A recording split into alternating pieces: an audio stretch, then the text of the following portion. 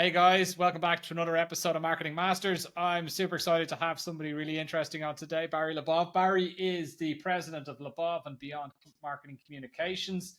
In his past, he's been a partner at Plow Digital. He's also been a managing partner at Sycamore Hills Golf Club, which is interesting as well. And then also an uploader preloader at UPS as well. I've seen that down in your profile as well, which is super interesting. So quite the variation back early on in your career as well. Your career spirit spanned over 4 decades. And his team's proprietary brand re-engineering process has discovered and maximized the magic in their clients' brands. So over the past couple of years as well, Barry's been working on a book, which is all around the brand re-engineering process, which we will also dig into now. So Barry, great to have you on. Hey, thank you, Andy. It's a pleasure. I'm looking forward to this. Let's have some fun today. Absolutely. Barry and myself were just talking just before this. Barry's based in Arizona, and he's looking out the window at 60 degrees Fahrenheit. Of course, I hope it's not Celsius, because otherwise that would not be good. But 6 degree Fahrenheit heat looking out the window, whereas I'm looking out the window to -2 Celsius and snow on the ground. So it's a little bit different. But anyway, so Barry, tell me a little bit about yourself and tell me a bit about what you guys do at LaBov and Beyond Marketing Communications. Andy, it's a pleasure. Our company focuses on one word, and that is differentiation. And we love that. We believe that virtually every brand and or product has something unique, some distinctiveness that needs to be emphasized, needs to be discovered. So what we do is we go into our clients' industries, businesses, facilities, and we identify what they do. Now, it might be 2 or 3 things, so it's not going to be 100, that is distinct. What is unique? And we help them shine a light on it. We help them name it. We also, and I love this part of it, we help them celebrate it with their employees, with the team, with the people who sell it. It could be distributors and dealers, so that there is an army of believers out there in your brand or product. In a nutshell, that's what we do. Barry, tell me about some of the companies that you work with. So differentiation obviously is a thing that every company is going to need to do, but do you specialize in any particular types of companies? We are working across a wide range of industries. So we work with a AAA professional baseball team, but we also work with Macallan Scotch, the greatest Scotch in the world. We work with Audi and Volkswagen. We work with Carrier HVAC systems. We work with Rev Group, which is the nation's largest ambulance and fire truck manufacturing company. So we work with a wide range. It's more the mindset of the companies that we work with. And they're hungry to grow. They're humble. They're vulnerable to get input. And they're really searching for a way to inspire their entire workforce, because that's not an easy thing to do today. So let's talk a little bit about, so you're talking about inspiring an entire workforce, which is obviously something that you're trying to go in and do when you get into those larger accounts, right? So if we're talking about a AAA baseball team, right? So like you go in there with a specific playbook, I guess, right? We have a process, which is one of our differentiators, and we call it brand re-engineering. So we go through 5 steps real quickly, Andy. I'll share what they are. But the first step is we conduct what we would call a brand assessment. We talk to human beings that are involved with the brand. It could be employees, could be their leaders, could be the designers, the manufacturing leaders, as well as the customers, as well as dealer distributors, as well as maybe the industry. And we learn and listen. And what we ask is a very, very special question. And I call it the secret question. And it's, what do you want this company to never change? And we learn what they're doing that people go, don't ever let them change this. They've got to keep doing this. Quite often, that's one of your differentiators. Many businesses out there, and I would be guilty of this, are very willing to go and change something. And let's change this. Let's do this. Let's do this different. Hey, let's be like this other company out there. And we really work with our clients to discover what they're doing and then really end up promoting that. So that's our first step. Second step is we will virtually or physically, Andy, go into a facility where they're at. Could be their technology center, could be the factory, whatever it is. And we bring a technical team that goes in and we do what we call a technical immersion. We immerse ourselves in there to look for the things, the processes, the procedures, the metallurgy, whatever it is that's unique, so that we can start identifying potential differentiation. We then go to our third step, which is we put all that together. So we've listened to people, and then when we've observed things, and we jam, we do a jam session with our clients, say, okay, this is what we found. This is what we think is unique. After that, we then go to what is a lot of times the first step for most agencies. That's where we do execution. So if they need a new website to be designed, they need a new logo, they need to be renamed, we do that. But before we launch it to the world, which is that fifth step, the first part of that launch is to celebrate it with the most important people, the employees, the people building or servicing or selling that product or service. Once we do that, it's launched to the world. So we go through 5 steps, and nobody does step 2, which is the technical immersion. That's one of our unique differentiators. That's really interesting with the technical immersion. I mean, I'd be super interested to know, is there anything that's been like the most surprising thing that sort of sprung out at you, like over the years when you went, you don't need to give the name of the brand necessarily, but just the actual example? Because I would imagine by doing that, you'd be like, oh, look at that. That's interesting. And even the staff are probably like, wow, that's actually, we've never noticed that, but that's actually, wow. Now that could be something that happens to you all the time, I guess, but was there any times that stood out in particular? You hit the nail on the head. That's a great insight and question. And yes, this happens to us frequently. One very brief example was we were in a manufacturing facility and we were looking at a brand new product of theirs, and it had a latch. And I won't go into great detail, but the latch would activate if there was high pressure inside this tank, and it would save lives. So we just said, hey, this is great. Does anybody else do this? They go, no. All right. Do you charge more money for this? No. Okay. Do you market this? Do you let people know you do this? And they go, well, no, we just figure people should know it. We're engineers. And we said, okay, what did you name this life-saving feature? And the president of the company looked at me and he said, we just call it latch. And I said, you know what? Let's name it. Let's celebrate with your employees because you're helping to save lives. So that's an example. And it was right in front of them. And it's because they're so used to it. They're so, and they walk by it every day. They walk by genius every day. And my job isn't to say, let's come up with a new one. I'm going, hold on. What you're doing there has validity. Let's stop and see if this is something we should celebrate, we should share. So that's an example. That's a super example. I mean, it's really interesting. Another thing I would like to know is when you go into these companies, do they typically come to you and say, "Oh, we know what our differentiators are already. Like we don't, we know, but we're bad at executing them. We just need your help to execute them or whatever," right? Like, no, they don't know. And some of them, I hate to use this word, some of them are a little arrogant. They go, yeah, we know what our differentiator is. We're the best. And I go, yeah. well, I'm going, okay. Well, no, we are the best. We really are the best. I go, okay. Your competitors say what? He's, well, they say they're the best. I said, that's my point. There's no differentiation. So if I'm the customer, you're the best, they're the best, this guy's the best, this lady's the best, they're all the best. Give me something I can hold on to that makes you unique. And one thing I do have to say on differentiation, Andy, I really hope this influences and maybe even inspires the audience.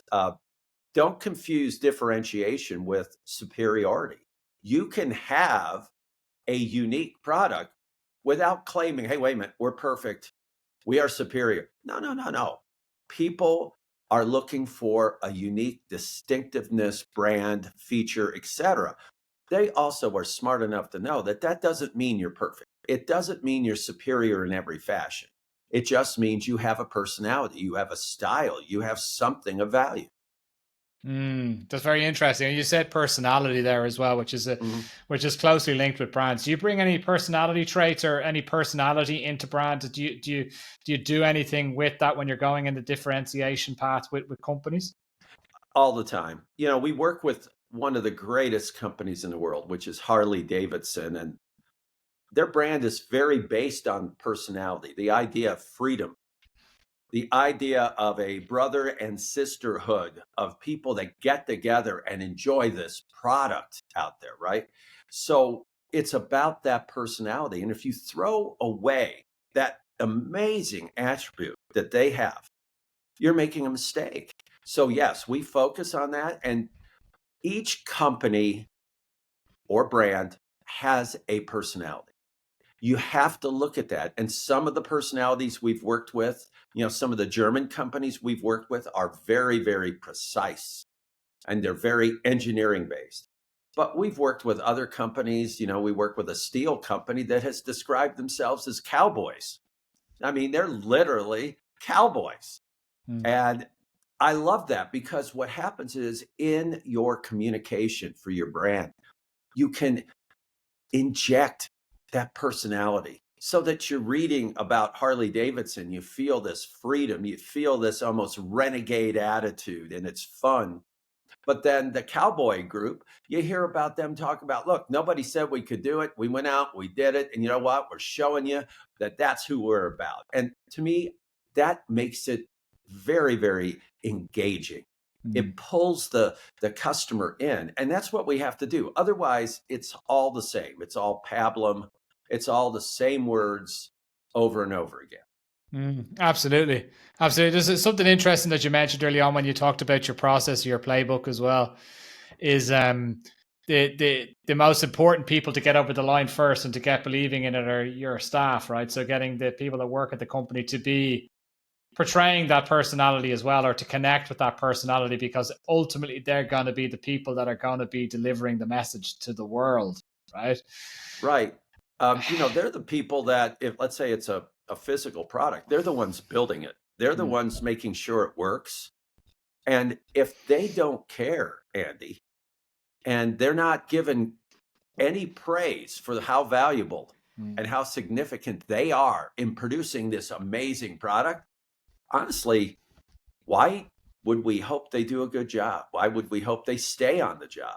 So I look at this as giving our clients every chance to transform their business. And that's what I try to do. I try to transform the business, not just say, hey, here's a brochure.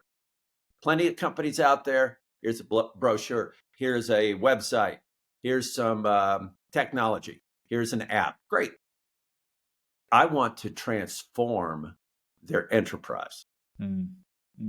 Very good. Yeah. I mean, how are you doing that though? So I think that's also a change management thing, I guess, right? So especially if you're making larger changes. So if you're trying to completely redo a brand, for example, or completely redo how the world perceives the brand, right? Yeah. And if you have a large workforce, and so the brands that you've mentioned, there's probably hundreds, thousands, if not tens of thousands, hundreds of thousands in some cases with some of the brands that you just mentioned are working there. Right. How are you managing that change internally? How are you getting people excited about it? What's the internal marketing that you're doing there? Well, it is internal marketing and internal branding. And I do not get involved with their org charts or how they're, putting together their field force or anything like that. I don't get involved with that. That's not in our purview or our expertise. Our position is that the most important thing for people is to feel significance. They must feel that they are significant and what they're doing is actually meaningful. We're helping at the very highest level, everybody from the president, CEO, throughout every position at that company to understand, now, wait a minute, what we're doing is important. There is a reason for this. And you know what we're doing is valuable. And we need to explain that. Now, my opinion in this, Andy, is that as we do that, as it cascades throughout that organization, that transformation is taking place. And yes, it will influence, I'm sure, their org charts. It will influence, their field force out there. But I want them to have the big picture in mind as to what they're doing and why it has value.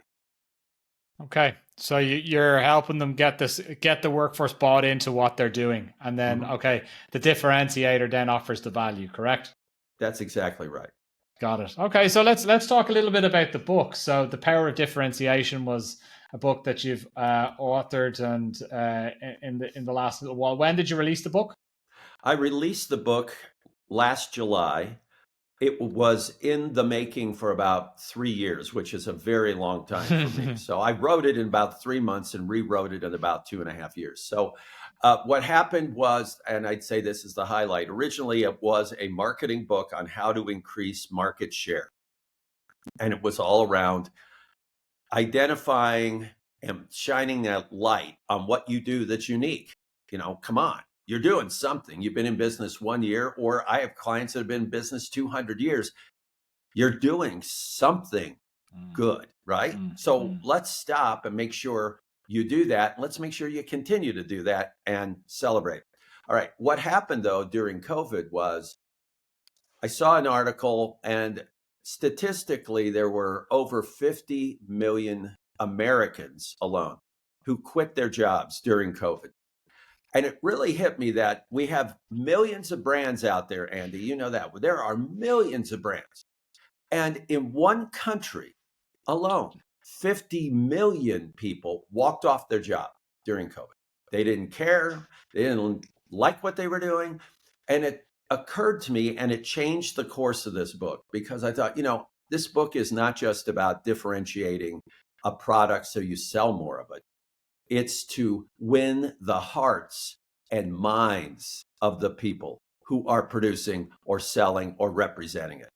And that's why the subtitle is Win Hearts, Minds, and Market Share. And that's the order you have to do it in. Yeah, that makes perfect sense. I mean, how I haven't written a book myself. I can imagine how much effort it is behind that. How was it to finally get it over the line and get it out to the world? I guess it was a great feeling, right? It was a great feeling. A book is kind of like, I would assume, I've never experienced it personally. I have never given birth to a child, but it's like being pregnant with a child for, in my case, 3 years. And you're part of you saying, I want this thing out. And then part of you is going, I don't know if it's ready. I don't know if it's perfect yet. I don't know. And you have to give up on perfect, of course.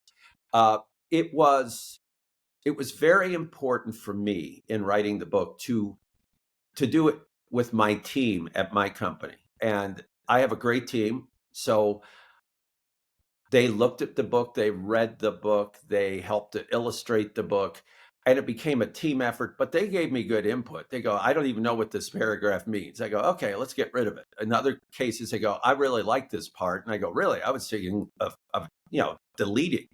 So it was a group effort, and it was a relief to get it out. But then here's what's really important for those of us who have written books. Once that book is out, it is, again, like giving birth to a child. It's not over. It's just beginning. You have to promote it. You have to have this thing grow. You got to take care of it. You got to nurture it. So I'm in the nurturing stage of seeing this book grow up. One thing I'll share with you, universities all over the world have reached out, whether it's Cambridge University in England, or whether it's Yale, or whether it's Harvard or Stanford or Columbia, and they've asked for copies of the book. In some cases, such as with Cambridge University in England, they asked me to be on their podcast.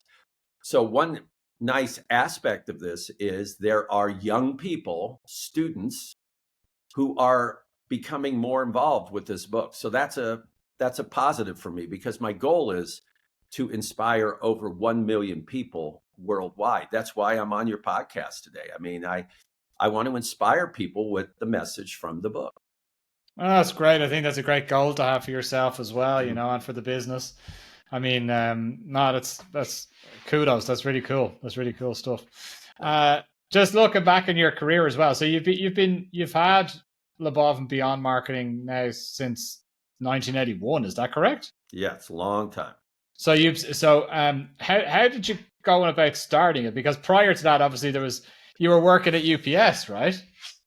Well, I was working at UPS going through college. I was going to be a musician. I decided not to do music, but I was working at a recording studio and I was writing jingles and jingle music, which is the irritating little ditties. And one day, my wife and I were very poor. One day, I left my apartment and I saw my landlord as I was walking out. And I said hi to him, and he didn't say anything to me. And I thought, that's weird. We always pay on time. I went to my recording studio and I had to confront the owner of that studio because I had heard he was not paying the musicians. And he surprisingly said, yeah, I'm not paying the musicians. I'm not going to. And I said, you just bought a brand new Porsche. That doesn't seem very fair. So I have to quit. So he told me I'd never amount to anything and that I'd starve to death. And I said, well, I'll starve to death, but I'm not going to rip somebody off. I went back home. My wife's crying. I thought, oh, she must have heard. I said, what's going on? She said, the landlord's going to evict us in 2 weeks. He said he's really sorry, but his wife, his ex-wife, just got our apartment in their divorce settlement and she's moving in 2 weeks. She said, in 2 weeks, we'll have no home. She said, how'd your day go? I said, well, I have no job. So that's how I started my business. I started it as a jingle writer, and I didn't mean to do it. I didn't want to be an entrepreneur. And I learned how to sell. I learned how to work with people. I took what I learned in bands, working with very talented individuals, and applied that to my business. And since then, it's grown. And 40 plus years later, we're still doing really good. That's amazing. That's an amazing story. Like, I mean, you're the second person that I know that started a business by mistake. Yes. By mistake. So the first person being myself. I've never spoke. So I actually run my own business. So I don't work full time for Marmind. I run my own business. I've got a go-to-market agency, and Marmind is one of the businesses I work with. And similar to you, I mean, I wasn't in a situation where I'd lost a house or anything, I wasn't put into a corner that bad, but I'd left a job because I was unhappy. Yeah. And I was left without any other options, and people just started reaching out and saying, hey, would you come on as a full-time? I was like, no, but I can help. And then I started a business by accident. That was 5 years ago almost. So it's funny. It's funny, but that's an amazing story. And sometimes it's interesting to see where you sort of start out with something and the direction that it goes in, because you mentioned, like, look, you were doing it as a jingle writer and musician, and then it just went in a direction. So it was still in the marketing sphere, but went in a very different direction to what you probably would have thought of originally, right? Yeah, and I think it helped me. I did not want to be a rich entrepreneur with his name on the door, and so I didn't care about that. I didn't have any ego into it. I just kind of thought, okay, well, I better do a good job. And so that helped me. And I also think another thing helped me was I knew nothing about selling anything. So it helped me become, I think, a more effective salesperson because I just dealt with it with character and with integrity instead of trying to go close the deal at any cost. So yeah, because you weren't selling. Me. You weren't selling, right. People were, you weren't coming off as the sleazy salesman, right. That's the thing, Yeah. Oh, that's an awesome story. That's a really great story. Okay, so look, we're just up on time now. Barry, it's been really great speaking with you. Where can people find you, and where can people find the book? They can reach out to me on LinkedIn. You can find me. I will answer. I always answer. In addition, my company's website is labov.com, LaBov.com. And I have my own personal website, BarryLaBov.com. Reach out. The book is on Amazon. It's the number one new marketing book on Amazon, which is great. I think it's a very interesting collection of over 50 stories of successful businesses that had actually won the hearts and minds of their people and then really made history. It's not about me. It's not my profile or my biography, but it is, I think, a really upbeat, positive book for people. Fantastic. Okay, well, we'll make sure that we share all those links as well in the description of this. Barry, it's been a great pleasure speaking with you. Thank you so much for coming on. Andy, it's a pleasure. I love your show. Thank you very much. Thank you. Guys, this has been another episode of Marketing Masters. Tune in again next week for more great content. Thanks again, Barry. Thank you, Andy.